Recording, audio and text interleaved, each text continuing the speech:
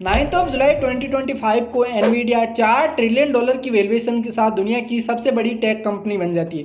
यहाँ तक कि इसने माइक्रोसॉफ्ट, एप्पल, सैमसंग व अल्फाबेट जैसी बड़ी बड़ी कंपनियों को टक्कर देते हुए टॉप पर अपनी जगह बनाई है, वो भी सिर्फ एक मामूली से ग्राफिक कार्ड की वजह से। बट ये कैसे पॉसिबल हो पाया और कैसे एक मामूली से वेटर की जॉब करने वाला लड़का $4 ट्रिलियन की इकोनॉमी खड़े कर देता है, वो भी सिर्फ एक ग्राफिक कार्ड की वजह से। आज की इस वीडियो में हम केस स्टडी के थ्रू जानने की कोशिश करेंगे। And it changes everything. Nvidia की सक्सेस को देखने से पहले चलते हैं उस वेटर के पास जहां से इस कहानी की शुरुआत होती है। बात है 1990s के अर्ली की, जब कंप्यूटर रिवॉल्यूशन अपने स्टार्टिंग फेज में था।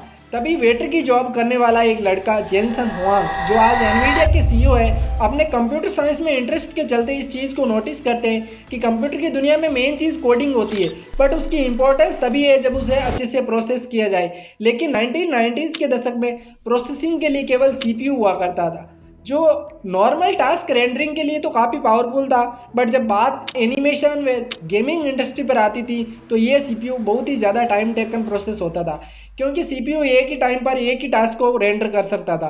तभी उनको आइडिया आता है क्यों ना एक ऐसा प्रोसेसर बनाया जाए जो बहुत सारे इनपुट को यानी मल्टीपल टास्क को रेंडर कर सके, यानी एक जीपीयू का आइडिया।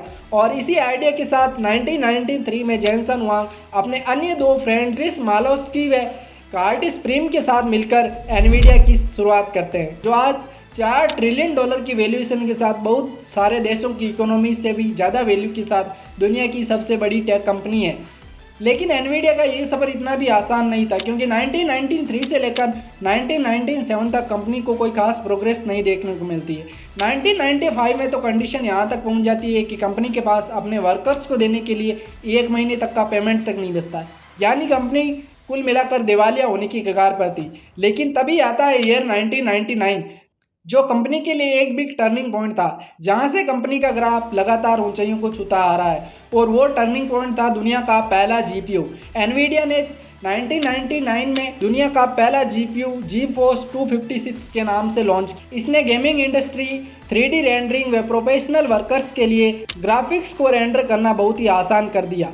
इसी के साथ कंपनी को अपनी शुरुआती पहचान बनाने में काफ़ी मदद मिली। बट अब हम बात करेंगे उस इम्पोर्टेंट प्लेटफॉर्म के बारे में जो एनवीडिया को अदर कंपनी से अलग बनाता है, जिसके लिए एनवीडिया एक ब्रांड के रूप में जाना जाता है। वो है एनवीडिया का कूडा प्लेटफॉर्म। एनवीडिया ने 2006 में कूडा प्लेटफॉर्म लॉन्च किया, जिसका मतलब है compute unified device architecture. Simple शब्दों में कहे तो कूडा जीपीयू में पैरेलल प्रोसेसिंग का काम करता है, जिससे जीपीयू का यूज़ ग्राफिक्स के अलावा नॉर्मल टास्क रेंडरिंग जैसे कि data analytics, AI, machine learning व मेडिकल साइंस में भी होना पॉसिबल हुआ। और यहीं से एप्पल व गूगल जैसी बड़ी बड़ी कंपनियां एनवीडिया के साथ पार्टनरशिप करने लगती है। और यही कूड़ा आगे चलकर 2012 में एआई इंडस्ट्री के लिए एक बिग बैंग मूवमेंट बन जाता है, जब दुनिया भर के सॉफ्टवेयर्स की वर्किंग को देखने के लिए इमेजनेट के कंपटीशन में दुनिया भर के डेवलपर्स पार्टिसिपेट करते हैं।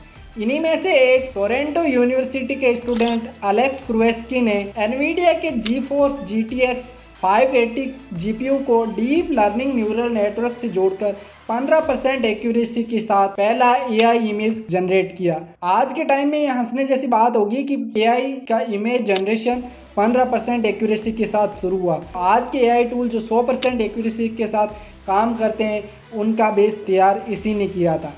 और वहीं से एनवीडिया एआई इंडस्ट्री के एक बैकबोन के रूप में काम करने लगा।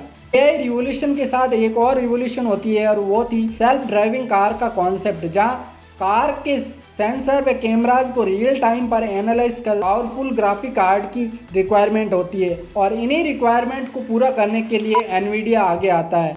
और जब हम बात करते हैं सेल्फ ड्राइविंग कार की, तो इलॉन मस्क का नाम लिए बगैर नहीं रह सकते, क्योंकि इलॉन मस्क अपनी टेस्ला कंपनी के लिए एनवीडिया के ग्राफिक कार्ड से इतना इम्प्रेस होते हैं कि उन्होंने अपने खुद के ग्राफिक कार्ड बनाने की बजाय एनवीडिया से 3-3 लाख चिप्स की एडवांस डील करना शुरू कर दिया। और यहीं से Nvidia other self driving car company से साथ जुड़ने लगा, जिन्होंने महज 3 साल में ही एनवीडिया के प्रोडक्शन को 5 से 6 गुना बढ़ा दिया। और 2023 से लेकर 2024 तक एनवीडिया का रेवेन्यू $1 ट्रिलियन से लेकर $4 ट्रिलियन तक पहुंच गया। बट इन सारे मेजर रीजंस के अलावा भी एनवीडिया को इतनी ग्रोथ मिलने के पीछे 2 मेजर रीजन और रहे थे। नंबर 1, एनवीडिया की हर साल लॉन्च होने वाली सीरीज, जिस प्रकार एप्पल आईफोन के लिए हर साल आईफोन सीरीज लॉन्च करता है, उसी प्रकार एनवीडिया हर साल अपनी नई सीरीज अपडेटेड वर्जन के साथ लॉन्च करता है। यहाँ तक कि इन्होंने तो अलग अलग कैटेगरीज के लिए अलग अलग सीरीज भी बनाई है।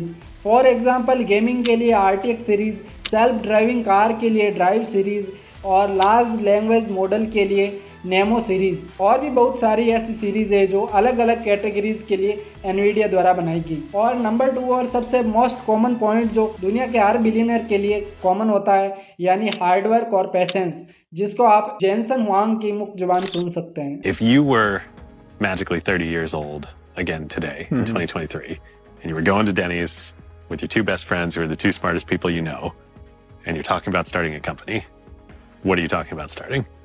I wouldn't do it. I know.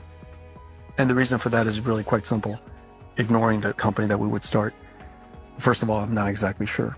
The reason why I wouldn't do it, and it goes back to why it's so hard, is building a company and building a video turned out to have been a million times harder than I expected it to be. Any of us expected it to be.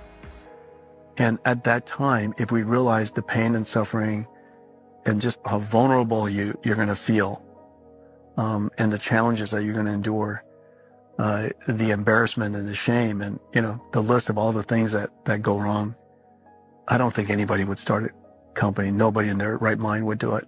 And I think that that's